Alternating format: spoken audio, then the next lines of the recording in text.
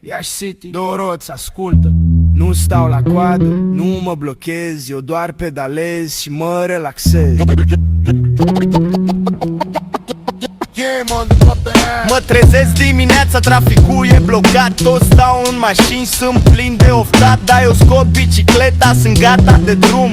Las în spate noxe și nori de fum. Cobor pe Independenței, fac slalom ușor. Nu-mi trebuie benzină, am motor la picior. Salut prietenii care așteaptă în stație. Eu sunt deja departe, schimb o altă variație. Merg pe bicicletă, Iașiul e sub mine. Nu contează ora, totul merge bine. De la Palace până la gară fac doar 10 minute. Restul stau în trafic pe rutele știute. Pedalez, nu frânez, orașul îl veghez. Libertate pură, asta accesez. Urc copoul în forță, simt pulsul cum bate. Nu e sală de forță, e realitate.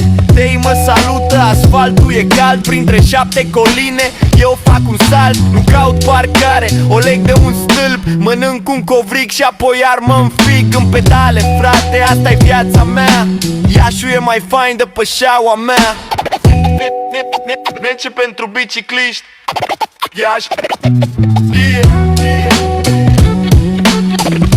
Rulante pe topa mea.